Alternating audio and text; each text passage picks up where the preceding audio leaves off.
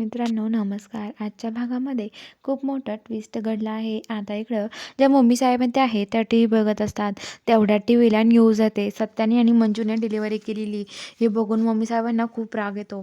Mummy साहेब म्हणतात, माझा सत्या ह्या नेबरसोबत आणि असं काय ह्या नेबरसोबत का फोटो काढतोय. आणि ते म्हणतात की मला ही पोरगी नकोय. माझ्या सत्याने खूप चांगलं काम केलं, पण ही पोरगी नव्हती पाहिजे याच्यामध्ये. तर आता चित्रकार म्हणतात की अगं, जेवढं सत्याने केलंय तेवढं मंजूचं पण त्याच्यामध्ये हातभार आहे. दोघांनी मिळून केलं, हे दोघांचं श्रेय आहे, दोघांच्या कामाचं. त्यामुळे त्यांना ते श्रेय भेटलंय. तर आता लगेच मम्मी साहेबांना खूप राग येतो आणि म्हणते की काय हो चित्रकार, तुम्हाला कायम त्या नेबडचाच पुळका असतो का? मला तर नाही आहे ते नेबडचा पुळका, असं म्हणतात. तर आता मम्मी साहेब खूप चिडलेले असतात आणि इकडं आता जी मंजू आहे ती मंजू इकडं पोलीस स्टेशनला असते. सत्या मंजूला म्हणतो की काय हो वाघमारे, हे बाळा आपल्या आयुष्यात असंच आपल्या आयुष्यात क्षण आला असता तर तुम्ही काय केलं असतं खरंच ना. एकमेकाच्या प्रेमात पूर्ण एवढे होतात ते.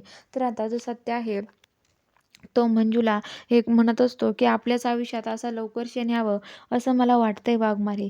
तर आता मनातल्या मनात म्हणतो तो.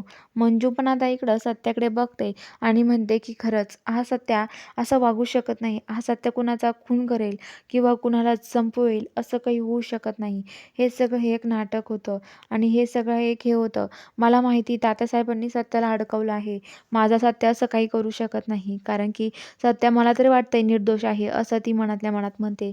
इकडं जो सत्य आहे तो खूप खुश झालेला असतो आणि तो म्हणतो की वाघमारे मी जातो, असं तिथून जायला लागतो. मंजू मनातल्या मनात म्हणते की सत्या काळजी करू नको, तुझ्या आयुष्यामध्ये मी हा क्षण लवकरच आणेल, असं म्हणते. तर बघूया आता पुढील भागामध्ये नक्की काय घडणार आहे. नक्की सत्या आणि मंजू येतील का पुन्हा एकत्र, की काय होईल हे बघायला चॅनलला सबस्क्राईब करा.